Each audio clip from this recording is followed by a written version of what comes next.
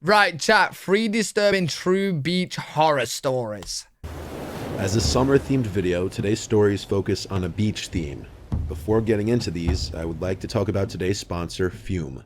And this flavored lethal crisp mint in my favorite customers, your free ice nightmare. Until I was about 25, I lived in a beach town. My specific neighborhood was about a 20-minute walk from the beach. I'd say about 80% of my personality was beach-related.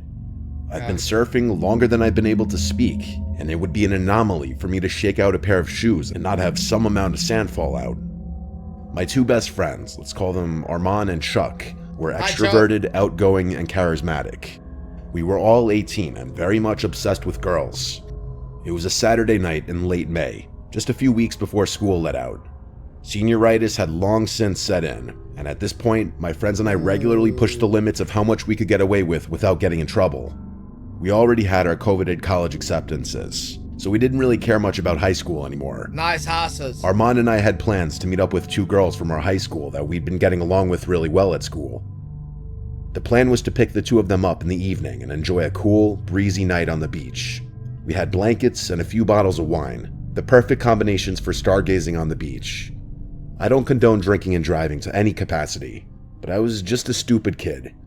I arrived at Sophia's house just after 9. Her and Fran sort of walk-danced to the car. It was clear that they had a little something to drink beforehand. Armand and I exchanged some excited grins. It was going to be a fun night. I took a scenic route to a scenic beach. It was about a 30-minute drive. The whole time, the 4 of us were having a great time in the car, cracking jokes and talking about some mutual friends. At one point, Fran and I were having a very deep philosophical conversation about the nature of time and death and such. Okay. We were all very much enjoying each other's company. Yo, what a nice topic for a night out, bro. You got 2 girls there, 2 boys drinking, having a great time talking about death.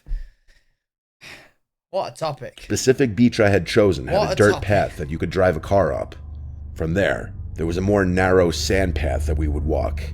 The path was actually pretty steep, but I had picked it because we were less likely to encounter any other people at such a secluded spot. Furthermore, this beach was further away from the main boardwalk, so the sky would be clearer for stargazing. I thought of everything. I parked my car as far up the dirt road as possible, and the 4 of us hopped out. Armand and I carried the blankets and wine. I'll fast forward through the boring stuff. After a few hours and an empty bottle, Armand and I found ourselves separating.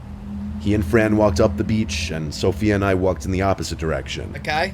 After being separated by a decent amount of distance and darkness, I threw my blanket down and we drunkenly fell asleep on top of it. Before anything happened, Sophia tensed up. At first, I thought it was something that I had done, but then she whispered something. "Do you hear that?" I focused my attention. Wait. Well, I've never really partied on a beach, bro. Is that normal to throw a blanket down on the beach and just go sleep? Like, does this not sound like strange, bro? Is that normal? Is that normal? And strained my ears. Yeah, it is. Trying to hear something other than the gentle crashing of ocean waves. I assumed she was just drunk, but then, to my surprise, It is? I did hear something. What? It sounded almost like a whirring, like the sound of small engine. Hey, maybe because in the UK the beaches aren't nice, bro. Do you know what I mean? The beaches aren't nice, bro. So that's not... You don't really hear a bit much here. Would make. The sound seemed to be moving around. I couldn't pin down where it was even coming from. Then it seemed to fade away into nothingness. "It's nothing," I assured her, eager to resume what we had been doing. And that's what we did.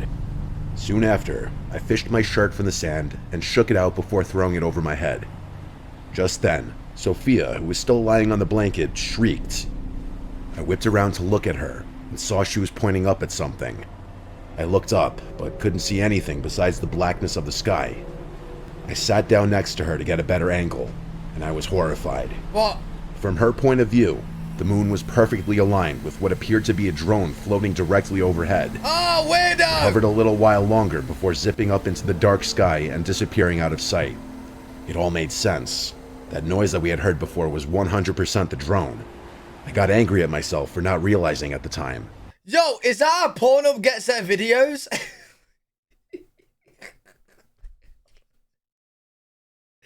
Yo, weirdos, this, bro?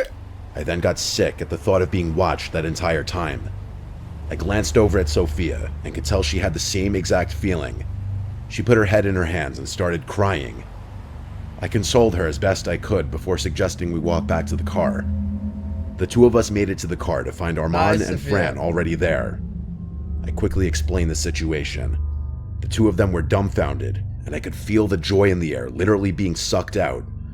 I began driving in silence in the direction of Sophia's house, eventually trying to lighten the mood with some conversation. It didn't work, though. The girls agreed that they didn't feel safe going home just yet. It was a Saturday night, so I didn't mind staying out late. I asked if we could hang out at either of their houses. They both shook their heads, saying their parents wouldn't allow it. My house was off the table for the same reason, as was Armand's. I decided to ask Armand to call up Chuck, which he did. Chuck's house was massive and his parents were super chill. It was honestly the perfect spot. To our delight, Chuck was free. I pulled into Chuck's driveway and parked the car. Armand and the two girls began making their way towards Chuck's front door, and I told them I'd catch up to them in a second. I needed a second to think about everything that had just happened. Hey, if that's one of their houses, bro, we're staying there, mate. Look at that. Jesus, mate. I was more shaken up than I was letting on, so I leaned my forehead against the steering wheel and closed my eyes in an attempt to calm down a bit. Honestly, those few seconds with my eyes closed really helped. Instinctively, I pulled out my phone, which I hadn't even touched since the incident. The screen lit up, and I stared at the single notification that sat on the display. I had to blink a few times to make sure I wasn't imagining it. My entire body froze as I stared in horror at the lone notification. AirTag found moving with you. Every emotion that I had just expelled from my body came crashing back. We were literally being tracked. I snapped out of my paralysis and jumped out of the car, examining every inch of the vehicle. Nothing on the front bumper, nothing in the grille, and nothing on the back. What the fuck? I started getting desperate, checking the seats and flipping floor mats. Still nothing. By now, sweat was pouring down my neck. No, that's and weird. I could feel the hairs on my arms and legs clamping weird. up. I got on my hands and knees and began examining the underside of my car. I got to the tire on the driver's side and began feeling around the tire well. And there it was. It was literally taped to the underside of the well. Impossible to find if you didn't know what you were looking for. I held the tag in my hand for a few seconds before throwing it to the ground and smashing it to pieces. Whoever had watched us on the beach with that drone knew where we were. What? I didn't feel safe in Chuck's driveway all alone. I picked up one of the broken AirTag pieces and ran over to Chuck's front door. I told everyone what I had discovered, showing them the AirTag pieces to prove it. They were even more horrified than I was, especially the girls. They checked their phones and saw the same notification. Chuck was particularly pissed off because we had been potentially tracked back to his house. After the panic subsided, we spent the rest of the night in Chuck's basement and ended up sleeping over. A couple weeks passed and nothing happened. Honestly, my friends and I were glad to forget about the whole thing. Yo, I feel bad for Chuck, but I'd be so happy we didn't choose to go back to my house, bro. I wouldn't be able to sleep at night, dude. So, hey, sorry, Chuck, but you know, you drew the short straw tonight, buddy. Assuming it was entirely in the past now. Held up. The only way we could rationalize it was that some creep wanted to watch some young adults hook up on the beach and track their car to scare them. It was chilling to think about, but we were relieved that the situation hadn't escalated. One Sunday morning, about 3 weeks after the incident, I got a call from Chuck. He screamed through the phone for me to drive to his house as soon as possible, which I did. When I got there, he was standing in his driveway with a concerned look on his face and some paper in his hand. I was confused until I realized what he was holding. They weren't papers, but rather pictures. I examined them more closely. Pictures of me from that night on the beach. They were grainy and dimly lit, but you could clearly see Sophia and I in revealing fashion. I was disgusted. I could only imagine how Sophia would feel upon finding out. Mortified. Not knowing what to do, we called the police and explained the situation. They told us that there was essentially nothing they could do, but we insisted that they at least scan the photos for prints. They eventually got back to us saying the photos turned up nothing. Sophia was terrified that whoever sent them would try and blackmail her, and I feared the same. The experience was downright traumatizing. Yo, I'd be the worst person to blackmail, bro. I'd literally just tell him, upload them, mate. Not bothered. Just upload them. In fact, I'll take the photos and upload them myself so we can't upload them, bro. Luckily, nothing ever happened after that. Reverse. Probably because we had gotten the police involved.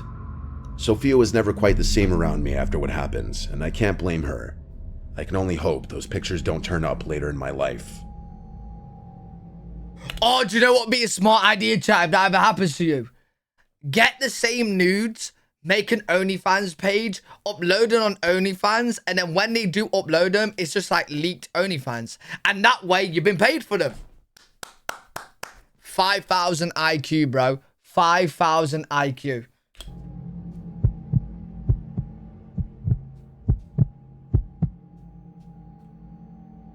My best friend Ricardo and I were 19. At the risk of sounding pretentious, the two of us come from well-off North Jersey families and get to enjoy our summers down the Jersey Shore. My house is in Belmar, New Jersey, and his is in La Valette. It was a random summer night during the week, and Ricardo was driving the two of us from my house in Belmar down to La Valette, about an hour drive. To be completely honest, I preferred hanging out in Ricardo's house, not only because it was a little nicer, but because the general vibe of La Valette is more geared towards kids our age. If we weren't scouring the area for a party, we could enjoy some drinks on one of the many private beaches we technically weren't supposed to be on. I could go on and on about things to do down the shore, but for the sake of brevity, I'll try my best to get to the point. As we were driving down, we agreed that we'd opt for a quieter night. No partying, links, or anything that we might normally do. The two of us agreed to snag a few beers, roll a joint, and chill on one of the private beaches under the stars. Honestly, it sounded great. The two of us had been going pretty hard with some of our other friends. A break from partying was much needed. To anyone unfamiliar with the layout of La Valette, there's a beach side and a bay side. Most of the beaches feature a really high dune and a steep drop-off as you approach the ocean. If you were to stand at the ocean edge and look back, you'd see a pretty sizable hill of sand. After drinking a few drinks at Ricardo's place, we snagged some bikes from his garage and made our way toward the beach of our choice. For whatever reason, Ricardo insisted on journeying further than I'd ever been, which I didn't quite understand since all the beaches were basically the same. Adventurous. I really didn't mind a longer bike ride though, so I just went with it. Eventually, Ricardo decided on a desolate-looking beach at the end of the road with no cars parked on it. Every house on the street had its lights off. I actually preferred this. This was back when weed was illegal in New Jersey, and we weren't too keen on getting caught. Plus, we did have some drinks with us despite the fact that we were only 19. Yeah, this is weird. We hid our bikes under some shrubs. This is hella sus right now, bro, the way he's saying it. Like, is this a murder attempt or what? We made our way toward the beach. The two of us lit our J and smoked under the stars, the only sound being the light waves of the ocean and the accompanying wind. The beach stretched on endlessly in both directions, and the sand felt cool underneath our feet. The two of us got progressively drunker while we filled the air with laughter and conversation. Eventually, we just laid back in the sand, watching a sky full of stars in hopes of witnessing a shooting star. That's when we heard it. I heard it first. Good shot. It was almost undetectable. Good shot. The sound was like a metallic buzzing, sort of like the sound you'd hear in a massive gymnasium with large overhead lights. I really can't describe the sound any better. It was a faint metallic buzz that couldn't possibly be anything caused by the beach. I sat up and stared at Ricardo, and I could tell the moment he started to hear it too. The two of us whipped our heads in every direction, looking into the darkness for the source of the drone. Strangely, it was difficult to pin down exactly where the sound was coming from. It was just too faint to tell.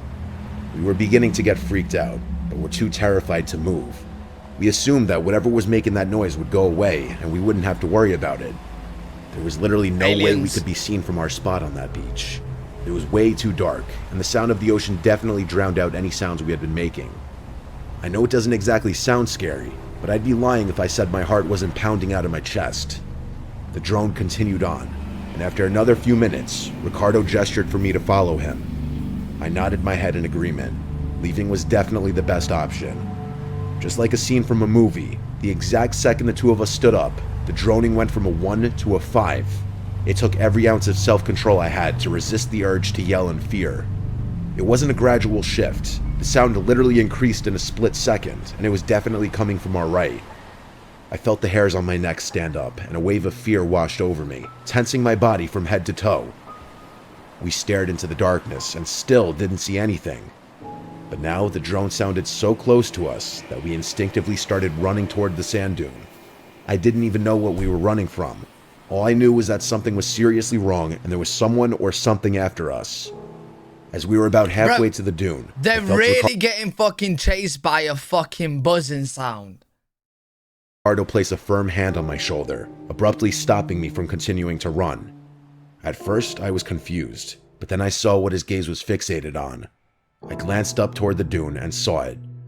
There was a dark figure standing motionlessly at the peak of the dune. Its arms were freakishly long, almost reaching its knees. Okay, you motherfucker. It was ridiculously tall, and I was shocked at how it managed to stand so still. It was truly terrifying. Ricardo shouted at me, breaking my gaze from the figure, and we continued running, this time parallel to the beach. We ran to the next dune entrance and sprinted up the slope. As we made our way it might just be security! to the peak, we looked back at where we had just came from. I can still remember the terrifying sight that followed. Not only was the dark figure still on the dune, but there were maybe 3 or 4 more standing motionless on the slope. Each one looked like they were facing us. We didn't have time to go back for our bikes, instead opting to run the entire way home. The next morning, we retraced our steps, but couldn't for the lives of us find those bikes. Maybe they had been stolen, or maybe whoever or whatever was stalking us the night before had something to do with it. Either way, I've never experienced anything scarier on a beach and still have trouble explaining most of these events. The weirdest thing for me is I was never able to determine what the buzzing drone was. Yeah. Bro. You're telling me you see like a figure just like, stood there, bro, looking at you? What was the drone noise then? Is it a robot? Is it like fucking Terminator is chasing them? Who's chasing them, bro? And to this day, have not heard anything even remotely close to it. Okay, buddy. Beaches have always terrified me. Well, not always. My fear is a direct result of what I'm about to tell you. As a kid, I used to love the shore. I remember spending many summers in eager anticipation of the weekend when my family and I would hang out at our beach house. Or, if I was lucky, they'd let me spend it at my friend Charles' beach house, which was even more fun. I was 16, and this was one of those special summer weekends. Me, Charles, and our third friend Riley were going to spend a few unsupervised days at Charles' beach house in LBI. Hey, whatever happens in this story is Riley, bro. The fact he introduced his friend as third friend Riley. So it was him, Charles, and third friend Riley, bro. It's him.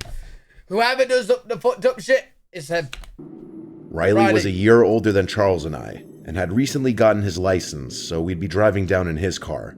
Was good. The drive down was fantastic. Riley was a pretty uncoordinated driver at the time, so most of the ride was spent laughing at him swerving and cursing the road. It was great. We got down to LBI. Yeah. Great road trip, dude. Nearly dying. Yeah. Nice. Let's swerve even more, bro. Yeah. Love it. Near death moments. Amazing. In good time, and immediately moved all of our stuff from the car to the rooms we'd be staying in. The layout of the house is important to the story, so I'll briefly mention it. There's a front door, a garage door which connects the back to the front yard, a back sliding door, and a back upstairs deck that connects the upstairs bedrooms. Okay. There's also a spiral staircase that allows you to go directly from the back deck to the ground, so you can enter and exit the house from upstairs. The house sits along a lagoon, meaning the back end of the house faces a narrow channel of water, with houses on the opposite side. Beautiful. We were at that ripe age where chasing girls was a priority, and a nice beach house all to ourselves was the perfect occasion. We spent a few hours figuring out which girls were down the shore at the time and talked to them on Snapchat. Finally, we found a group of 3 cute girls that said they'd be down to come kick back at Charles' house. I had more than enough weed to last us the weekend, and we had snagged a few bottles of our parents' alcohol before leaving. It was perfect. Things were going very well. The 3 girls, Rosie, Alexa, and Sophie, were fun and flirty, and the 3 of us could tell where the night would probably end up. At one point, the 6 of us decided to smoke in Charles' backyard pool. It was small, but it was perfect for 6 drunk kids. I remember the sight vividly. Small, but it was perfect for 6 drunk kids. Wait, they just snitched on themselves, bro. Aren't they meant to be 16? Aren't they meant to be 16, bro? What are you doing smoking and drinking, buddy? 16, you just snitched on yourself. That's a crime right there. That's a crime. I remember the sight vividly. The gentle bay breeze blowing through my hair, the steam from the heated water rising slowly with the puffs of smoke from the joint. At our age, this was bliss. But then suddenly, Charles turned the music all the way down and stared over my shoulder into the darkness of the lagoon. Confused, I turned around, peering into the darkness. I could roughly make out the houses on the other side of the lagoon, but I wasn't quite sure what Charles was looking at. One of the girls asked Charles why he turned the music down, and he whispered that he saw someone standing on the dock opposite the house. I figured he was messing with us, so I started laughing. "Who cares, bro? People literally live here," I said. Yeah, why is that scary? Charles shook his head. "I know that family personally. My parents said they're in Florida for the week." In all honesty, I still thought it wasn't a big deal or he was just messing around, so I kept chuckling. Yo, maybe it was a family member checking on the cats or the pets or something, you know that? Girls were a little freaked out, though, and said they wanted to go back inside. I wasn't going to argue, so the 6 of us started making our way out of the pool. As we were drying off in the yard, Riley jumped and cursed, looking towards the lagoon. The rest of us turned, and even though the light was dim, I could definitely see what looked like movement coming from the opposite dock. The 6 of us froze in place, trying to get a better glimpse of what we were looking at. Just then, a passing car on the road across from us lit up the scene ever so slightly, and the sight was horrifying. Dead body. There were 4 tall silhouettes standing at the edge of the dock, facing us. It was impossible to tell what they were wearing or what they looked like, but there was no doubt they were facing our direction. "Go inside now," said Charles with a shaky voice, motioning us toward the sliding door. As we rushed inside, I heard a distinct sound that remains the most terrifying noise I'd ever heard. Gunshot. 4 consecutive splashes rang out from behind us. What? These guys were swimming across the lagoon. We were... Yo, who the fuck are these guys, bro? You see a bunch of kids opposite you, and you jump into the fucking lagoon and start swimming, mate. What kind of movie-ass story is this, bro? Full-on panic mode at that point. The girls screamed while Riley slammed the sliding door shut and locked it. Charles quickly ran to the front to lock that door too, and the 6 of us ran to the room that wasn't visible from the outside. Maybe they were just going for a swim. We waited in silence, horrified at what we might hear next. A few minutes passed, still nothing. Out of nowhere, Riley cursed, revealing to us that he had forgotten to lock the sliding door on the deck. You fucking idiot. Charles started to panic, knowing that this house was about to be broken into. Just then, we heard soft, quieted footsteps above us, and that was the last straw. None of us had any weapons on hand, and we were all intoxicated, so running was really our only option. The 6 of us sprinted for the front door and bolted to the car, which Riley started up in a flash. The chaos of it all was too much for Riley to handle, and he destroyed Charles' mailbox on the way out of the driveway. No. He didn't destroy the mailbox because chaos was happening. He destroyed it because he's high and fucking drunk at 15, 16, bro. That's why he's destroyed the fucking mailbox, and he's probably destroyed a lot of bunch of shit as well whilst driving away. Once we were far enough away, we called the police. The ordeal was a nightmare. We went back to the house once police had searched it, but the news was shot. Wait. This is fucking adding up. Well, actually, unless the police went to the house and not to them. But surely they didn't show themselves to the police drunk, right? Whilst driving. Whilst 16, 15. Surely, right? Maybe the police just went to the house. They didn't see the police, and then the police left, and then they went. Shattering. All of the valuables on the top floor were missing. But that wasn't the worst part. Charles' family owned a medium-sized Boston whaler boat, which was also stolen, most likely as the getaway vehicle. Charles' father tended to keep a spare set of keys inside a small hatch below the steering wheel, which the police concluded was how the culprits got away so quickly. How they knew where the key was hidden is something I still wonder. Weird. The police were never able to arrest the perpetrators, and likely never will. Charles, Riley, and I think whoever robbed the house might have been someone who knew Charles' family, and they knew where the key was, and the house was supposed to be vacant that weekend as well. It's been a long time since this chilling event took place, but I haven't let one day pass without locking every door and window in my home. Oh yeah, I'll make sure everything's locked in my house. Your doors at night.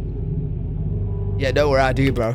And you probably should have locked your door when you see 4 people running at you, swimming at you. You probably should have locked your door. I ain't gonna lie. That's probably a very, very good time to lock the door, mate.